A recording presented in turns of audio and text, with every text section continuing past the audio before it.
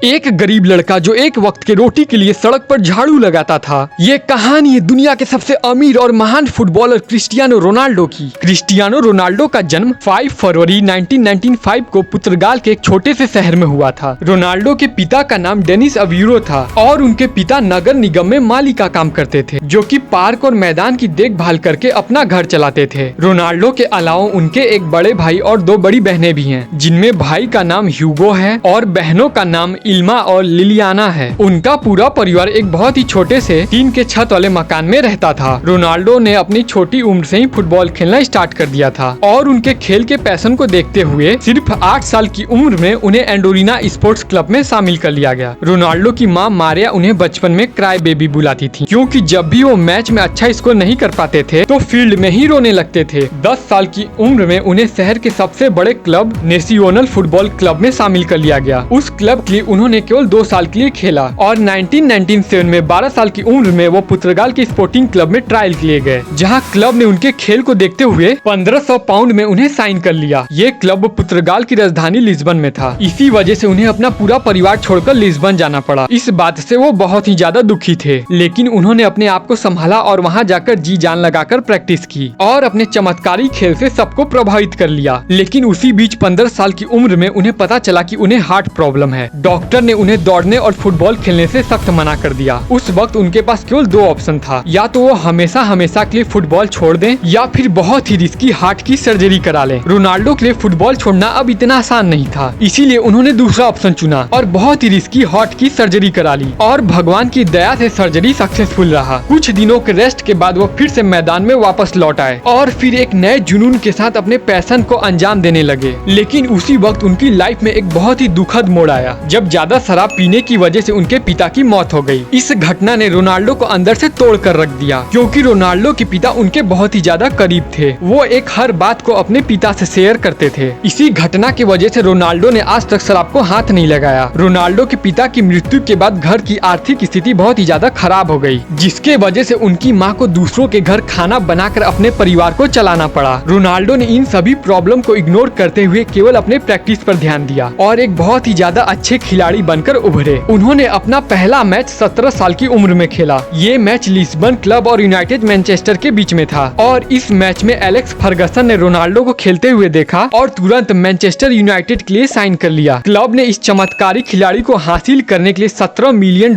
चुकाए थे, जो कि आज तक का किसी युवा खिलाड़ी को चुकाया गया सबसे ज्यादा पैसा था। मैनचेस्टर यूनाइटेड के लिए रोनाल्डो ने अगस्त 2003 से मई 2009 तक खेला और फिर उसके बाद 2009 में रियल मैड्रिड $132 मिलियन चुकाकर रोनाल्डो को अपनी टीम में ले लिया। रियल मैड्रिड का ये कॉन्ट्रैक्ट 2015 तक था, लेकिन फिर रोनाल्डो ने रियल मैड्रिड के साथ 2021 तक खेलने के लिए 1864 करोड़ रुपए की डील साइन की और इसी डील के साथ वो दुनिया के सबसे बड़े महंगे फुटबॉलर बन गए। और रोनाल्डो अपनी फुटबॉल की कमाई से अपना बैंक बैलेंस नहीं बना रहे हैं, बल्कि वह अपने पैसों का कुछ हिस्सा समाज सेवा में भी देते हैं। और एक बार उन्होंने 10 महीने के बच्चे के इलाज के लिए 51 लाख रुपए दिया था। और रोनाल्डो एक साल में 2 बार ब्लड डोनेट भी करते हैं और इसीलिए उन्होंने अपने शरीर पर कहीं भी टैटू नहीं बनवाया है। और रोनाल्डो फुटबॉल के अलावा एक बेहतरीन बास्केटबॉल प्लेयर भी हैं। और अगर आज फुटबॉल का नाम लो तो क्रिस्टियानो रोनाल्डो का नाम सबसे पहले आता है। तो ये थी लेजेंड फुटबॉलर रोनाल्डो की कहानी। उम्मीद है आपको वीडियो पसंद आया होगा। तो प्लीज ऐसी ही इंटरेस्टिंग वीडियो देखने के लिए वीडियो को अभी लाइक करें और चैनल को अभी सब्सक्राइब करें। Thank you for watching.